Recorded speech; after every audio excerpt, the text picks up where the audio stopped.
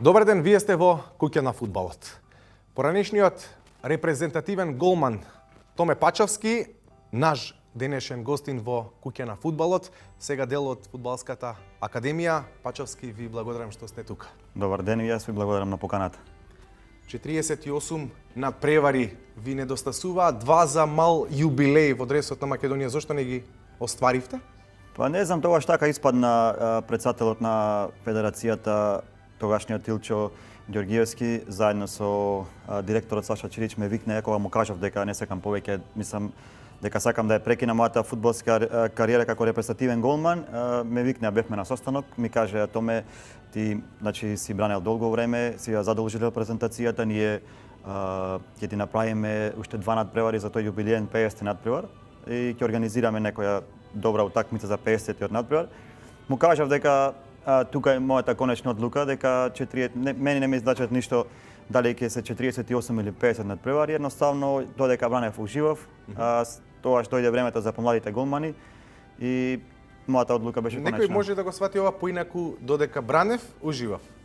Уживаше во поразите на Македонија во квалификациите и за светското првенство 2012 и за квалификациите за европското, па дури и оној експеримент со Љубинко Друловиќ, бидејќи тоа е периодот кога ја заврши репрезентативната кариера. Добро, Љубинко Друловиќ не беше експеримент, не зборувам сега беше за Друловиќ, зборувам значи додека бранев ужива. Па види, не можеш да уживаш нормално во поразите. Ние имавме и победи, имавме одлични надпревари. И сега Македонија има порази и тогаш имаше, нормално е да има порази. Не се ужива во поразите, се уживаше во победите. Јас тогаш уживав во победите, уживав дека играв за Македонија, ја пеев химната, уживав дека секој се собиравме од сите различни делови на Европа со моите соиграчи, се дружевме. Во тие моменти уживав. Имаше најава дека по завршувањето на играчката кариера посакуваш да имаш проштален надпревар во Битола, во твоето родно место. Се уште стоиш на таа идеја? Не е дојдено времето, пошто е Пелистер сега во втора лига, не е дојдено времето. Сакам кога е Пелистер силен да се одигра еден добар надпревар, каде што ќе има публика, стадионот да биде направен, да биде се како што треба, нормално. Еднаш се прави таков надпревар. Бидејќи вие сентиментално сте поврзани и со Битола и со Пелистер посебно, на некој начин тоа е местото каде што ја направивте почетоците на вашата кариера, не само твоја, туку и на многу други кои што израснале со тој клуб. Како гледаш на денешната состојба во Пелистер? Денес се гледа дека е многу лоша работата. Мислам, целата ситуација околу Пелистер, сепак треба да дојде некој приватник каде што ќе инвестира. Според мене проблемот е во младинската школа, каде што долго време беше запоставена. Ние кога растевме имавме добри услови за тренинг и затоа излегува многу добри играчи. Сега последните неколку години Пелистер школата е во втора лига, што за некои луѓе навистина е незамисливо. Пелистер како таков град каде што има премногу таленти да игра во втора лига, не зборам за првата екипа, него за тие младински категории каде што играат во втора лига.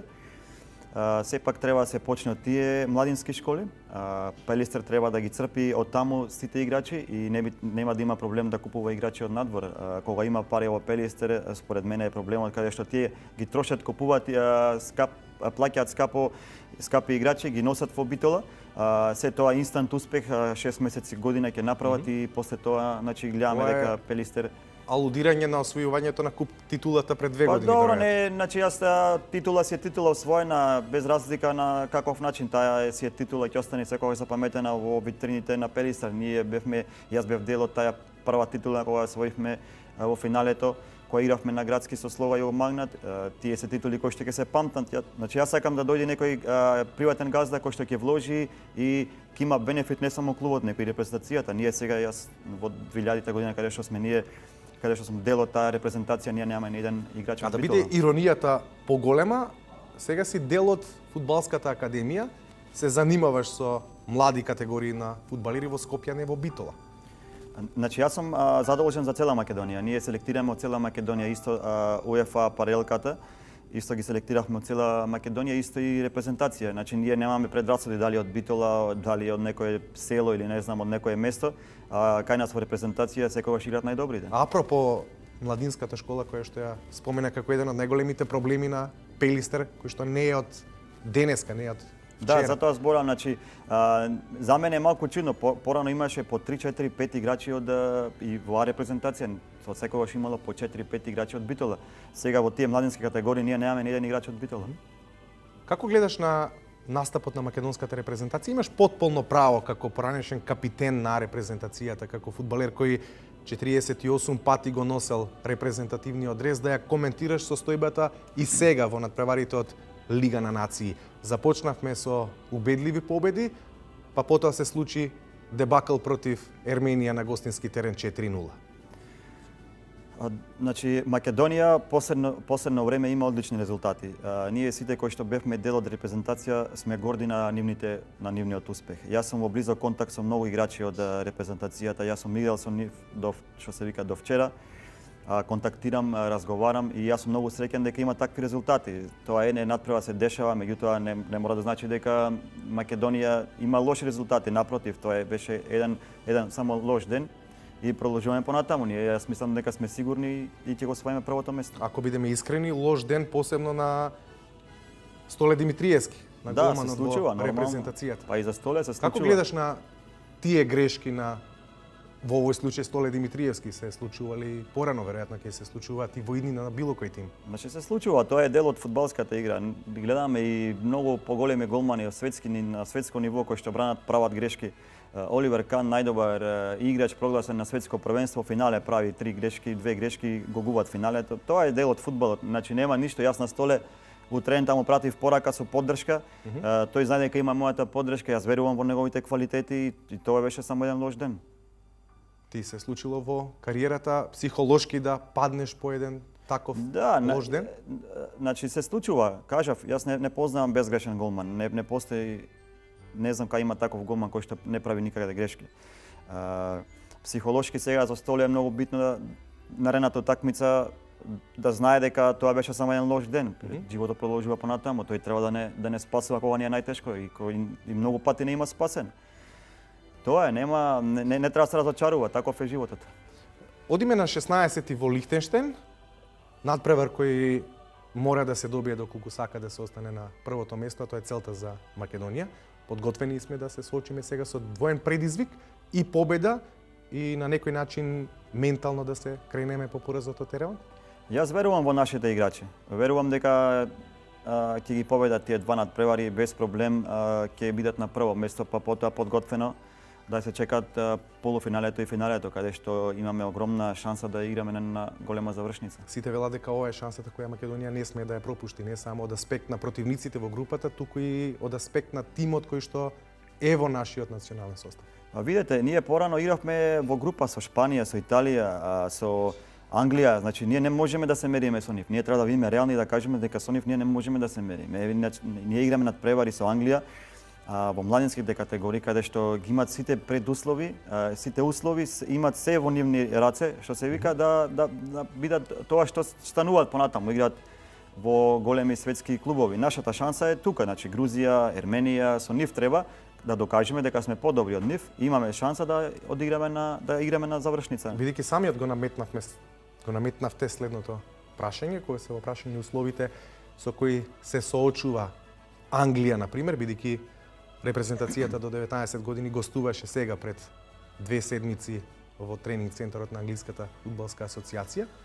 Се разликуваат насите услови екстремно во однос на англиските за да загубиме 6-2? Да, се разликуваат екстремно. Нема тука, не можеме да правиме споредба.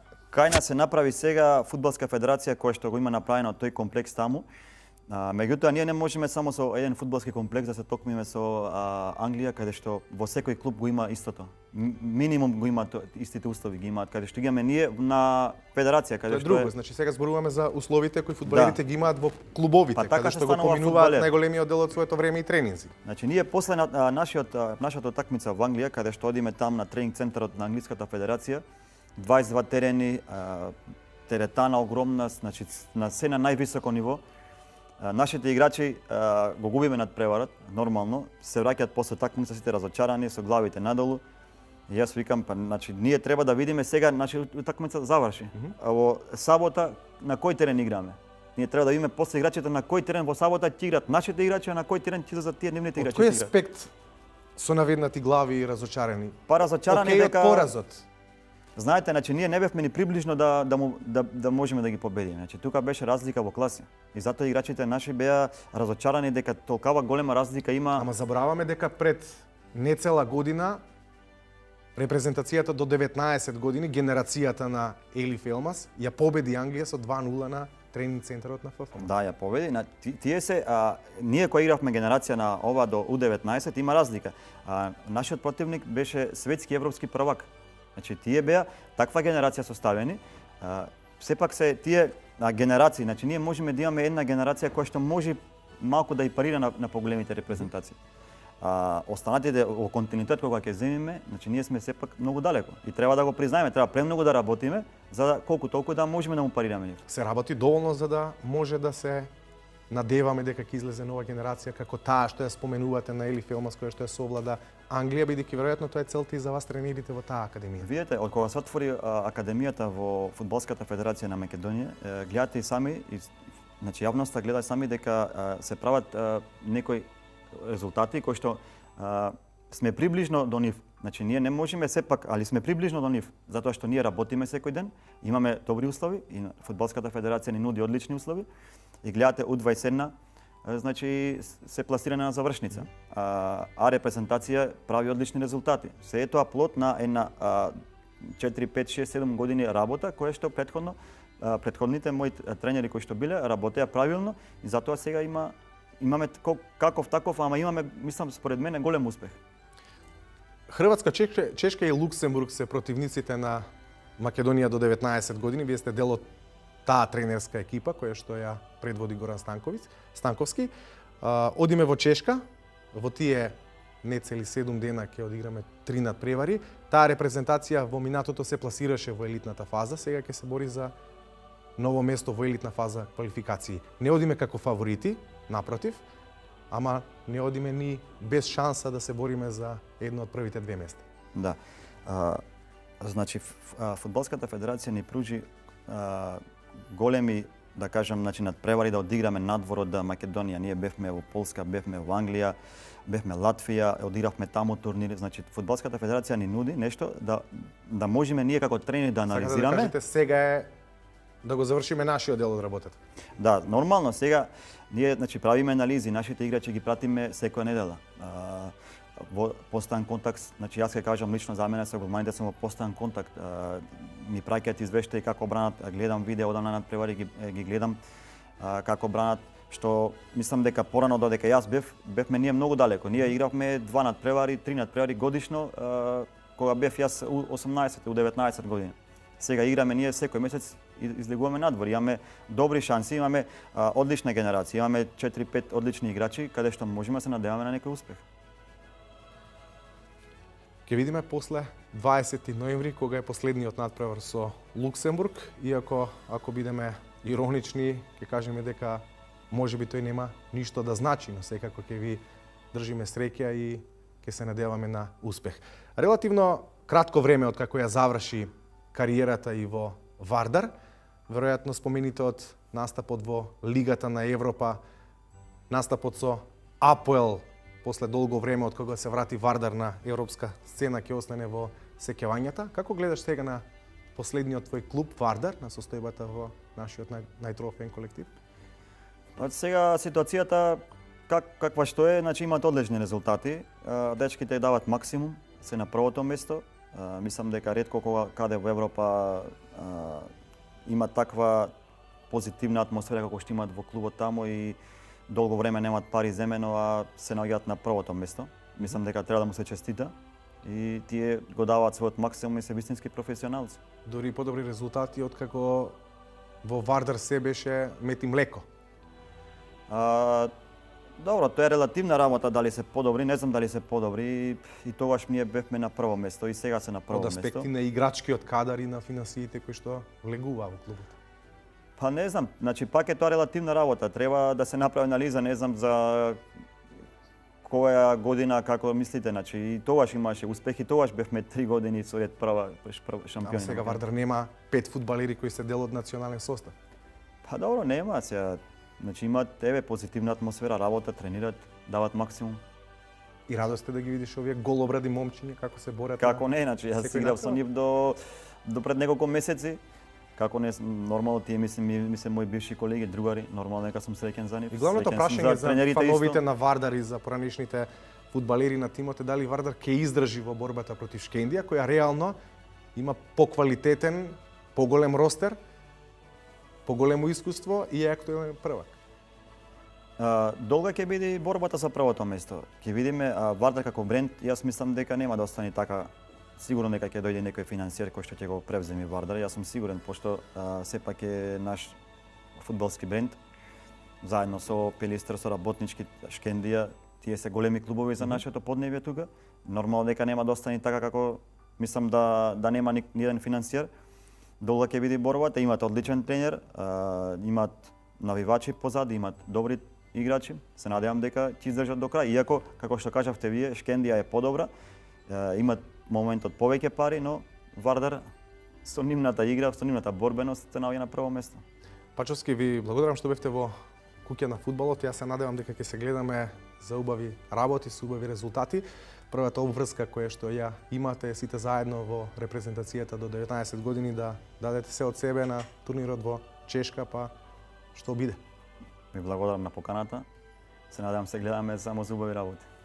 Томе Пачовски беше дел од куќа на фудбалот. Сега го гледаме прегледот на најинтересните моменти од надпреварите од македонскиот фудбалски шампионат.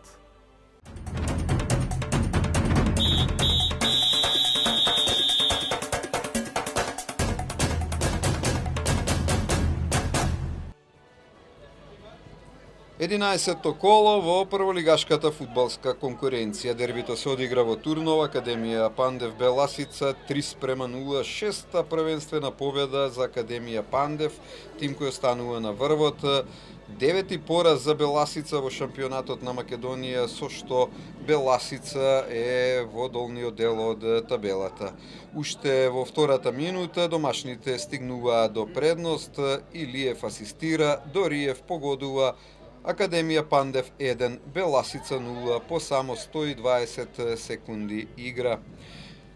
Екипата на Беласица се обиде од оваа позиција, меѓутоа немаше опасност по голот на домашните, кои преку Дориев во 12-та минута се закануваат одново за удвојување на водството, но не успеваат. Петров се обидува со глава, меѓутоа гледате каде завршува овој обид. А потоа Дориев има прекрасна 100% можност на мечот да зголеми на 2:0, но од оваа позиција не успева да го согледа голманот на гостите, а тоа не му успева ниту на Сашко Пандев во продолжението од оваа акција. Во 28-та минута се започна од Стоилов, Дориев и на крајот Крстовски погодува за 2:0 за домашните. 28 минута од мечот. Академија Пандев води со 2:0 до крајот од првиот дел. Немаше шанси, па резултатот по првите 47 минути точно гласеше Академија Пандев 2, Беласица 0. Прекрасна шанса имаше Стоилов, меѓутоа Дробаров од самата гол линија спасува погодок. Потоа Ивановски има можност од оваа позиција, меѓутоа нема ништо сериозно по голот на екипата на Академија Пандев, имаше и офсайд, а потоа по грешката на Вујанац Костов не успева да зголеми на 3:0, потоа се обиде Балдо Валиев од оваа позиција, гледате каков добар удар. За во 75-та минута или 5 минути подоцна по овој обид на Беласица, екипата на Академија Пандев да стигне до предност од 3:0, прекрасно реагираше Миловановиќ. 75-та минута Академија Пандев победува со 3:0, што се покажа како конечен резултат на овој меч, на кој до крајот од средбата Дориев и Стојков има акција по која овој вториот не успева да зголеми на 4:0. Конечни Академија Пандев Беласица 3:0 во Турново. екипата на Беласица котира доле на табелата, додека Академија Пандев се задржа во горниот дел. На стадионот Борис Трајковски во Маđари, каде Вардар е домаќин во овој дел од сезоната, црвено-црните се сретнаа со Ренова и одигра несодржаен надпревар без голови 0-0. Вардар втор меч едно по друго не успева да стигне до цел плен. Ренова има 2 нерешени на последните 3 меча во прволигашката фудбалска конкуренција.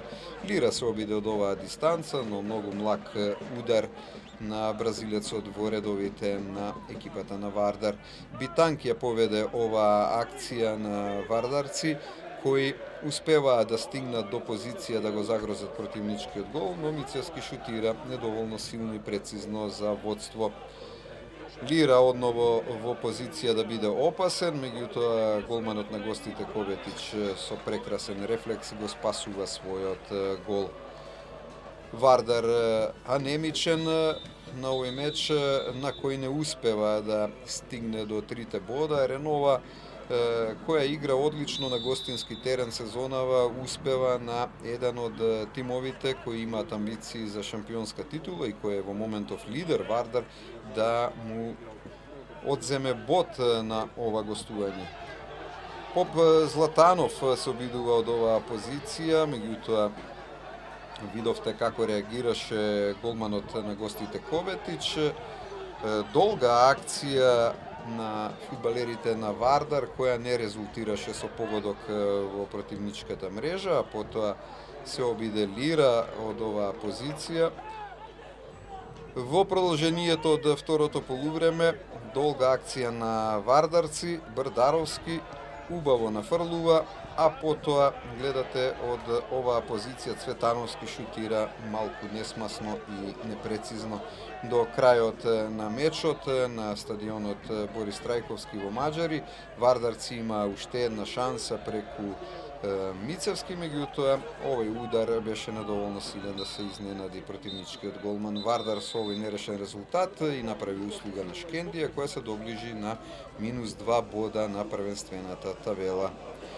Токму Шкендија Македонија е следната сторија во прегледот од 11-тото коло. Блескаш Ибраими, кој беше најдобар поединец кај тетовчани, актуелниот шампион, запише убедлива победа против Македонија Ѓорче Петров со 5-1.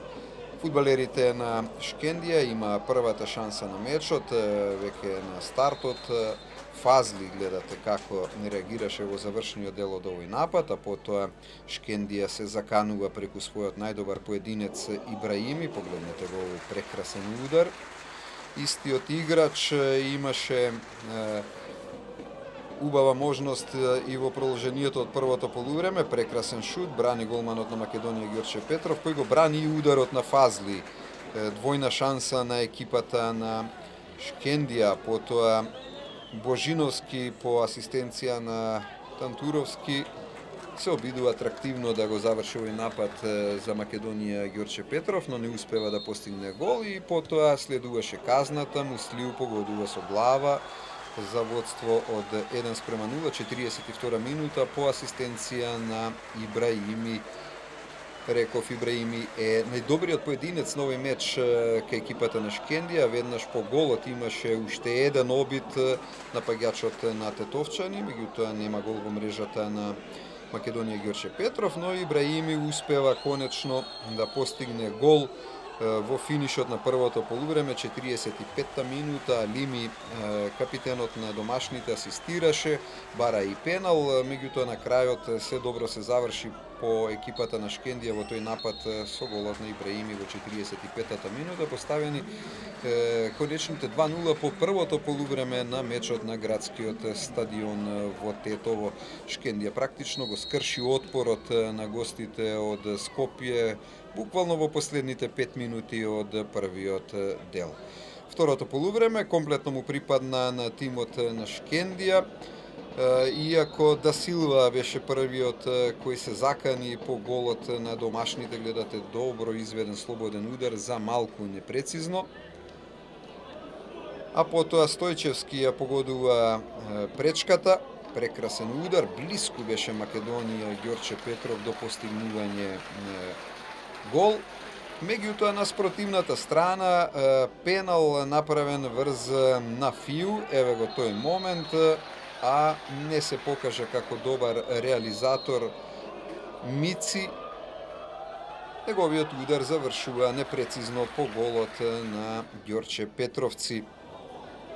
Стојчевски и Пецов имаат шанса за екипата на Македонија Ѓорче Петров, меѓутоа и натаму останува 2:0 за домашните, но упорноста на Ѓорче Петровци се исплатеше, па по оваа акција Кировски погодува за 2:1 и ја враќа резултатската неизвестност во 69-та минута. Адеми погоди пречка за Македонија Ѓорче Петров, но само неколку минути подоцна, 3 минути подоцна, Ибраими постигнува прекрасен гол за 3:1 и повторно ја враќа разликата од +2 за својот тим. Реис има шанса за Македонија Ѓорче Петров, но и натаму е 3:1.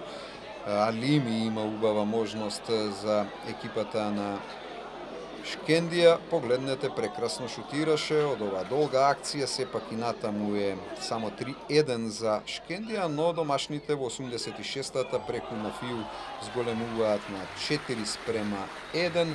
Сосема логичен расплет на настаните по притисокот кој го имаше во овој период од мечот екипата на Шкендија, која надпреварот го заврши со резултат 5:1. Двоен стрелец на Фиу во судиското продолжение ги поставува конечните. Шкендија, Македонија, Ѓорче Петров 5:1 со оваа победа и киксот на Вардар. Шкендија е на -2 бода во однос на црвено-црните од Скопје.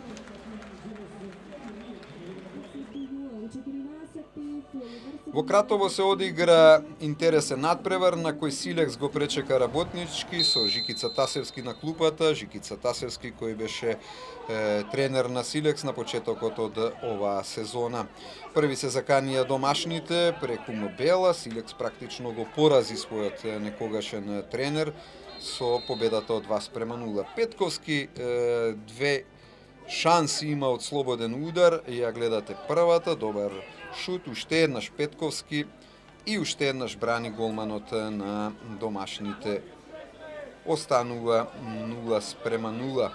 Потоа фудбалерите на Силекс имаат можност преку Додев, а по оваа акција фудбалерите на Силекс доаѓаат до предност од 1:0. Прекрасен шут на Парфаит од дистанца 40-та минута. Силекс 1, Работнички 0. Во финишот на првото полувреме кратовчани стигнуваат до предност против тимот од Скопје.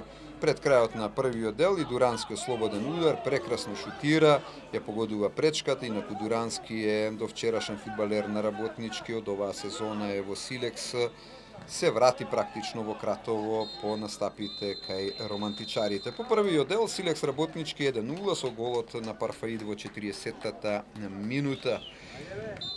На почетокот од вториот дел екипата на Силекс беше таа прва која се закани на овој меч преку Додев по оваа акција прекрасна.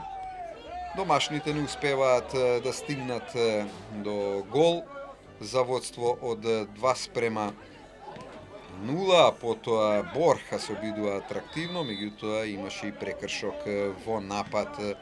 Гроздановски во името на Силекс се заканува со глава, меѓутоа брани голманот на гостите. Гроздановски од Силекс можеше да се запише во листата на стрелците неколку минути подоцна, но тоа ќе беше ефектен автогол. За среќа оваа топка кој тој зафати заврши во корнер. Конечните 2:0 ги поставува Ѓоргиев во 82-та минута по асистенција на Иванов. Прекрасен потек на Ѓоргиев за конечни во Кратово. Силекс Работнички 2:0 по 7 меча, прва победа за Силекс во прволигашката конкуренција. Кратовчани конечно стигнуваат до 3 бода. И последната сторија во прегледот од 11-тото коло, победа од Прилеп во Битола го пречека Шкупи и го совлада со 2:0. Прилепчани со оваа победа практично стануваат во горниот дел од табелата во прволигашката конкуренција. Кризата топло-ладно кај Шкупи продолжува и натаму. Долга акција на гостите од Чаир, Стојковски на крајот не успева да стигне да реагира и да погоди за предност на гостите. Ова е обид на Ефремов од 18 на метри откосо, шутира за малку непрецизно. Наумовски па Танушев и прекрасната акција не резултира со гол во мрежата на скопјани.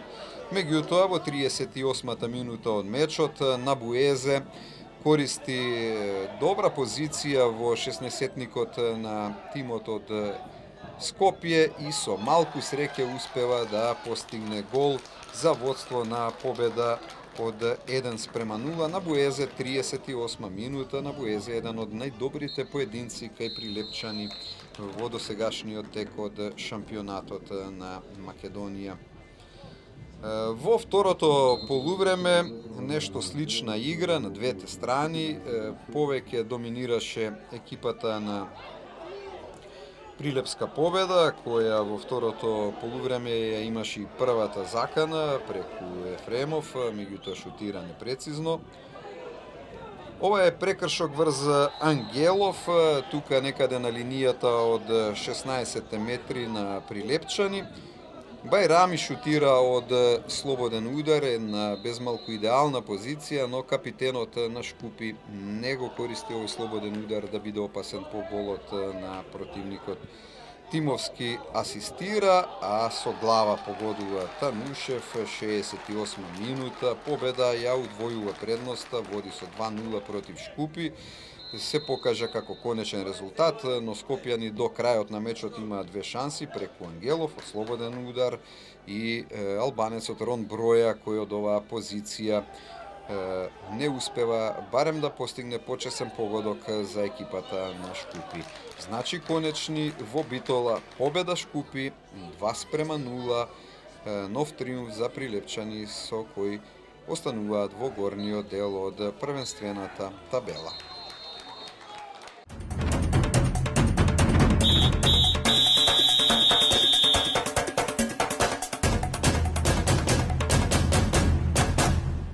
Ви благодарам што бевте во куќа на фудбалот. Сите надпревари од македонското национално првенство гледајте ги во живо на tv.ffm.mk.